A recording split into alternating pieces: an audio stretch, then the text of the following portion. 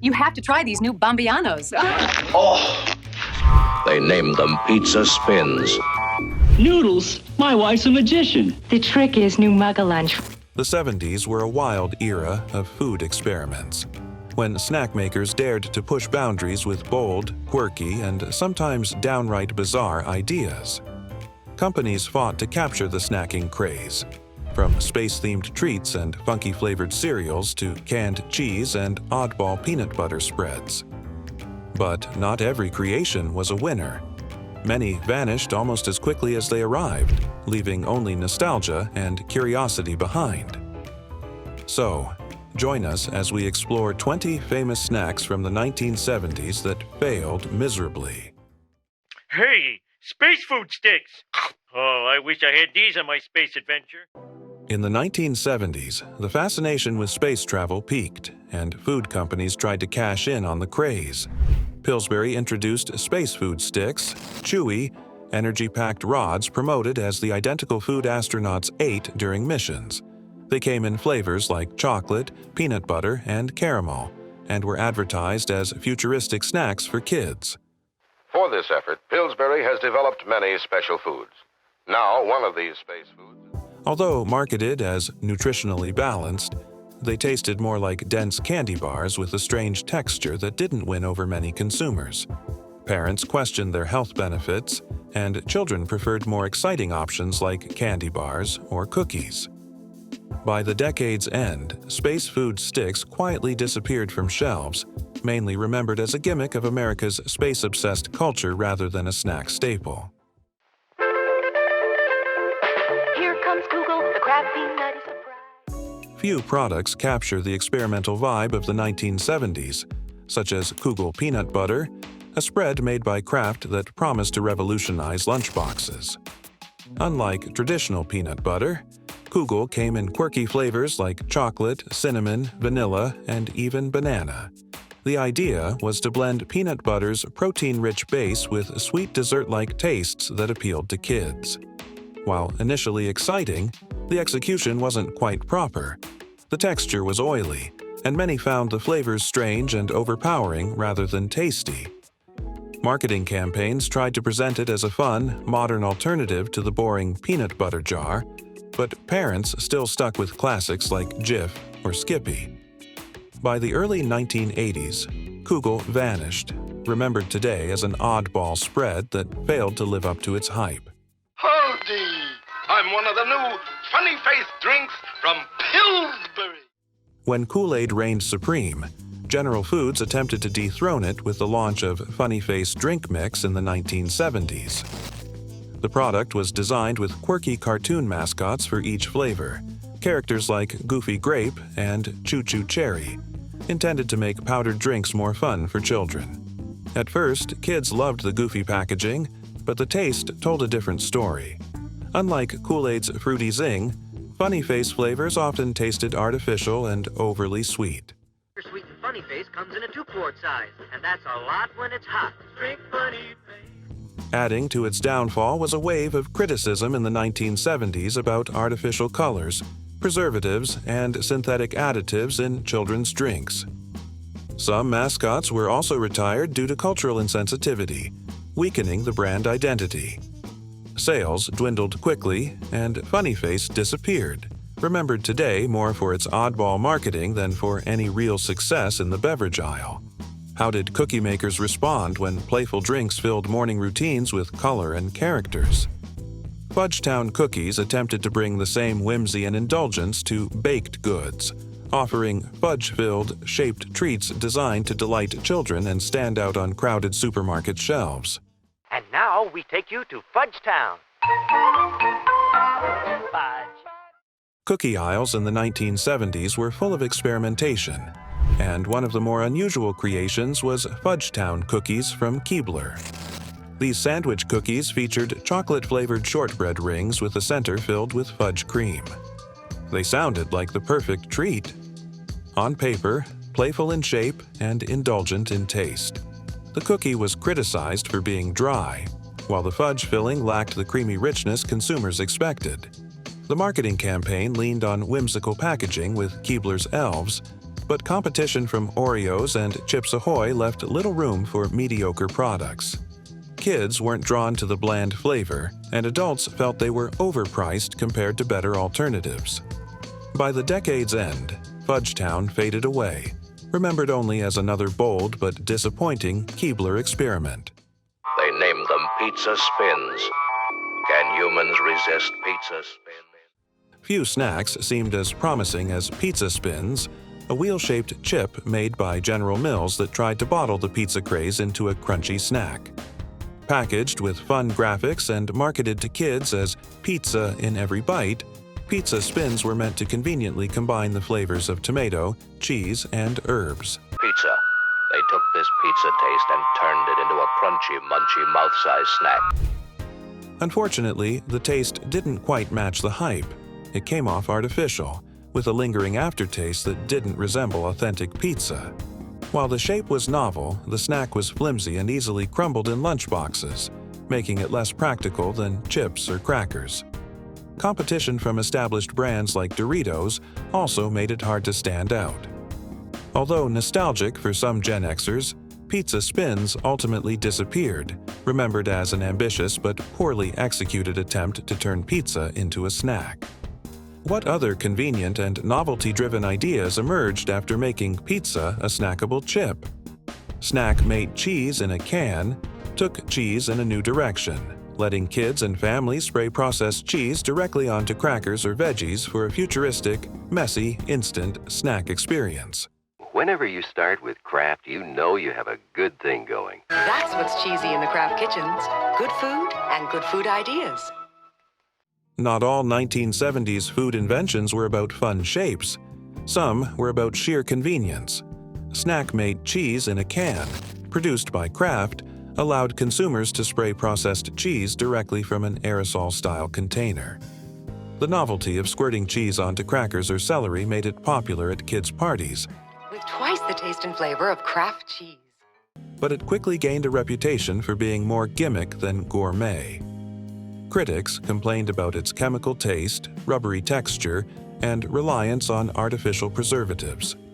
While advertising painted it as a fun, modern product for busy families, many parents became uneasy about feeding their children such a highly processed snack.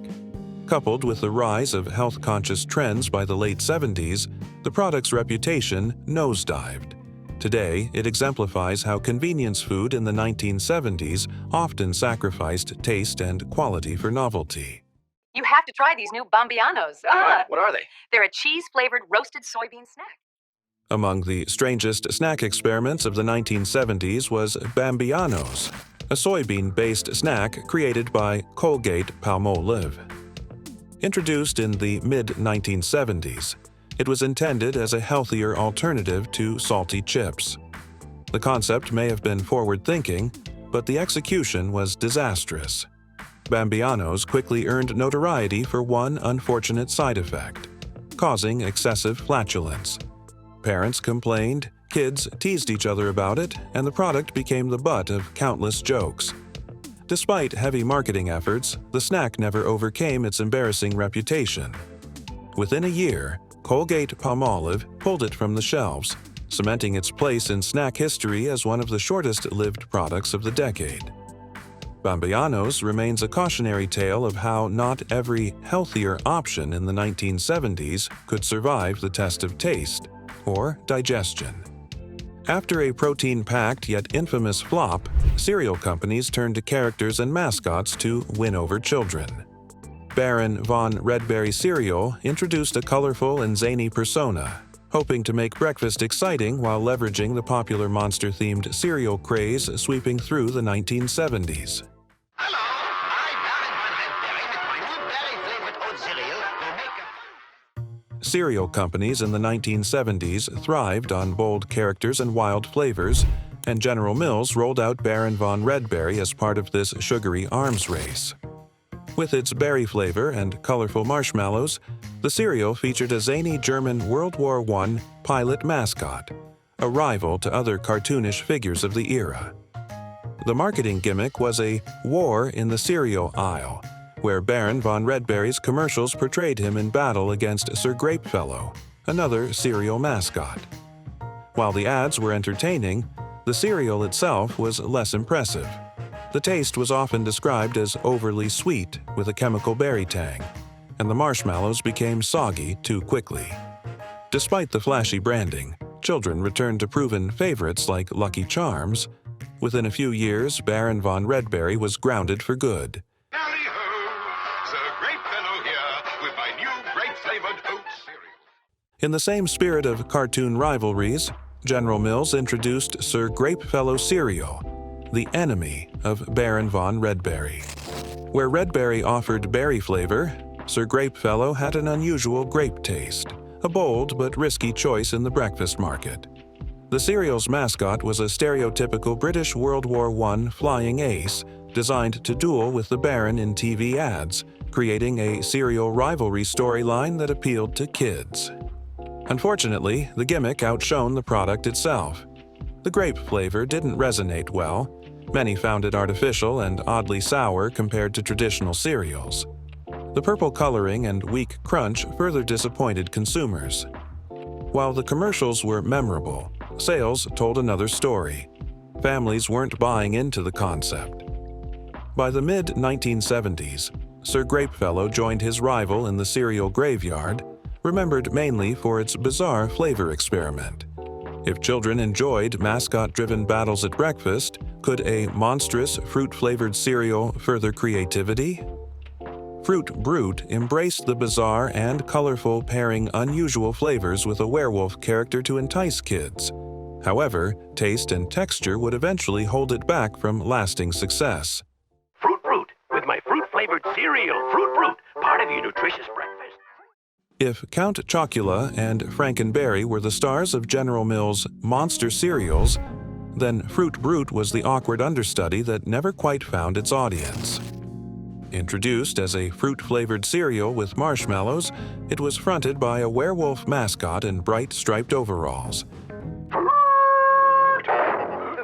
Brute with a howling good taste of fruit. Kids loved the commercials but were less impressed by the cereal, which had an overpowering artificial cherry lime taste that many found unpleasant.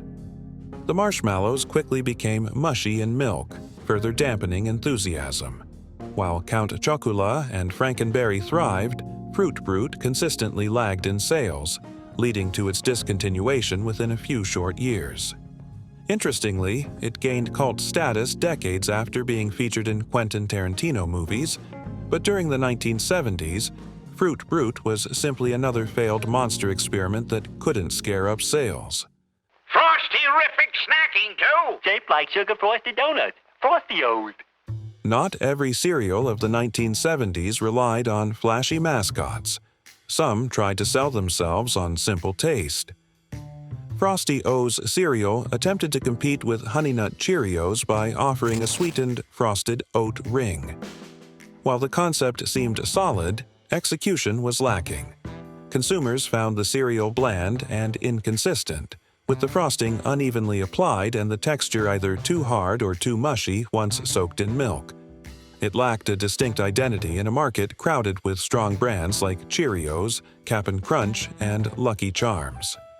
Advertising for Frosty O's was minimal, meaning kids weren't clamoring for it in stores. Without a memorable mascot, bold flavor, or strong marketing hook, Frosty O's never became a household name. It quietly disappeared, becoming one of the many oat-based cereals that never stuck. If a simple oat cereal couldn't capture attention, could one that transformed milk provide excitement? Crazy Cow. The cereal tried to innovate by turning ordinary milk into chocolate or strawberry flavors, offering a fun twist on breakfast, yet the overly sweet, artificial taste limited its appeal. Kids of America, your best friend's a cow! Crazy Cow!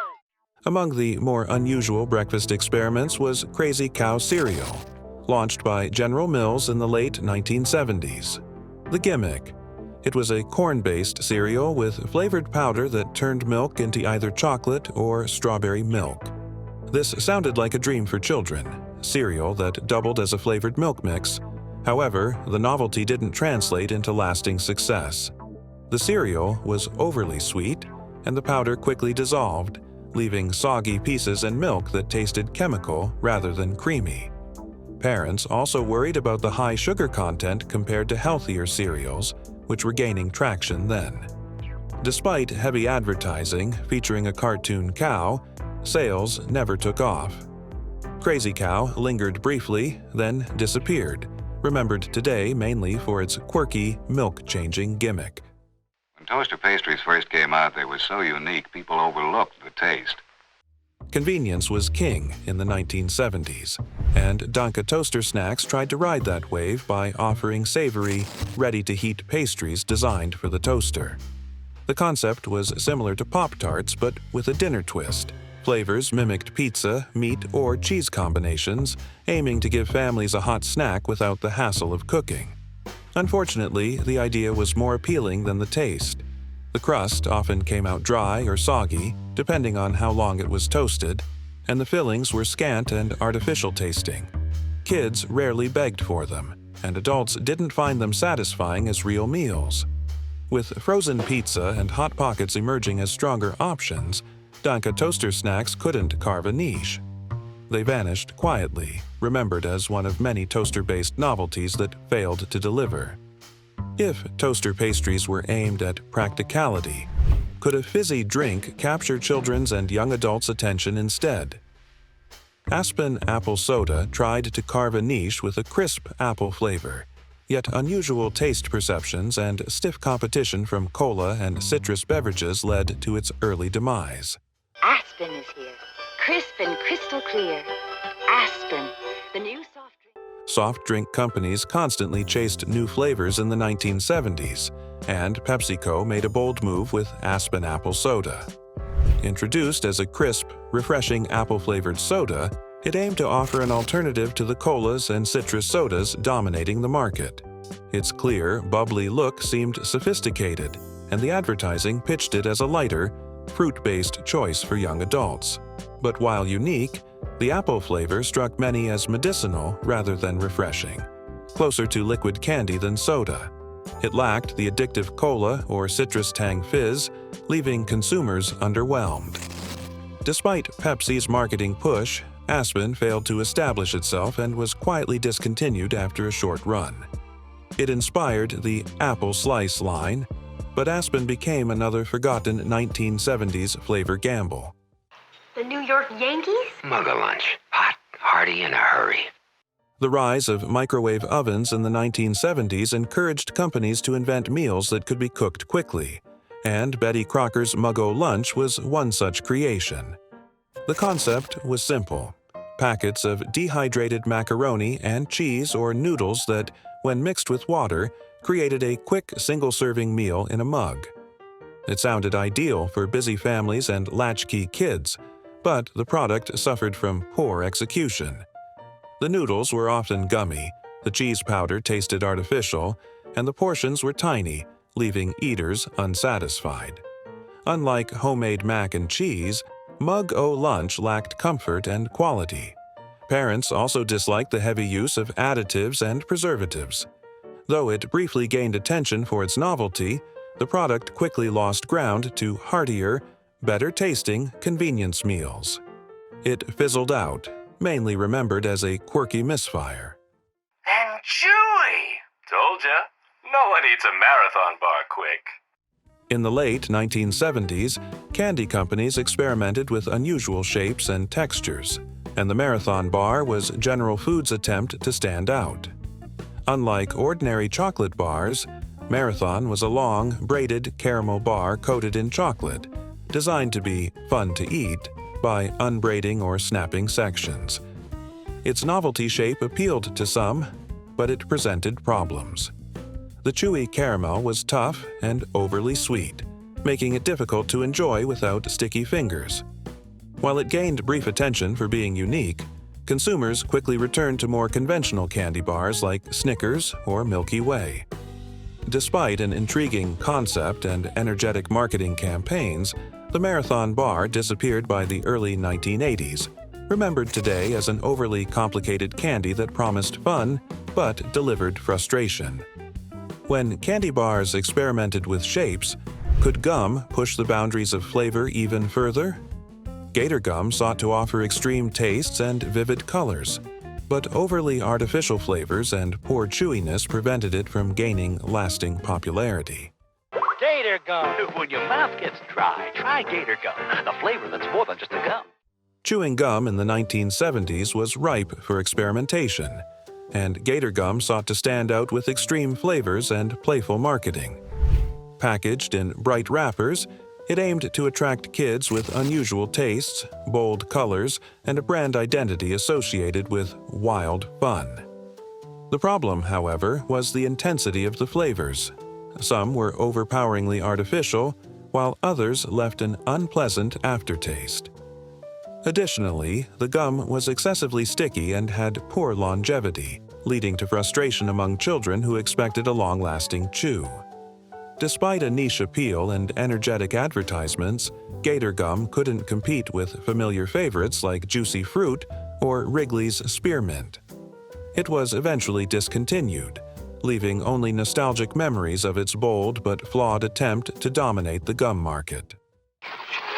Texan sure is a mighty chew. When novelty candy bars were trending, the Texan bar tried to combine chewy textures with bold flavor. Marketed as a large, orange-flavored chewy treat, it was intended to evoke the rugged, adventurous imagery of the American West. Unfortunately, the flavor was too artificial for most tastes, and the bar's chewy consistency made it difficult to bite and enjoy. Packaging promised a fun, cowboy-style indulgence, but the marketing fell flat with kids, and adults were indifferent. Unlike other candy bars that balanced taste and texture, the Texan bar seemed like a gimmick that prioritized concept over quality. Despite limited regional popularity, it quickly disappeared from store shelves, becoming a minor footnote in the decade's experimental candy landscape. After Western-themed candy failed to impress, what about something completely different, like a sweet noodle snack? Godyshev experimented with coated, baked noodles to appeal as a candy-like treat, but the inconsistency in taste and texture caused it to disappear almost immediately. Among the more obscure snack failures of the 1970s was Godyshev, a sweet, noodle-based snack that aimed to capitalize on novelty eating trends. The product combined sweetened, baked noodles with a light syrup coating, promising a crunchy, candy-like experience. Its concept, while inventive, struggled with execution. The flavor was uneven, the texture inconsistent, and it quickly lost crunch when exposed to moisture. Marketing campaigns were minimal, and few children became repeat consumers. Parents were wary of feeding it due to the heavy sugar and artificial ingredients. Without a recognizable brand or mascot to boost visibility, Godyshev faded almost immediately. Today, it is remembered as a bizarre experiment in snack innovation that, despite potential, failed to capture the imagination or taste buds of the 1970s consumer.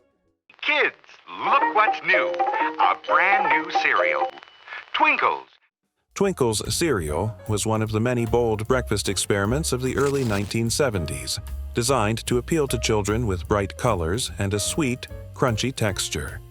Produced by General Mills, it featured small, star-shaped pieces coated in sugar, intended to make mornings more fun and visually exciting. Marketing focused on whimsical characters and playful advertisements, emphasizing the joy of breakfast as an adventure. Despite its appealing concept, Twinkles struggled to capture lasting interest. The flavor was often criticized as overly artificial, and the sugar-heavy content made parents hesitant to purchase it regularly. Competition from more established cereals with memorable mascots and consistent taste ultimately overshadowed Twinkies. By 1973, the cereal had been quietly discontinued, remembered today as a nostalgic but fleeting snack experiment of its era.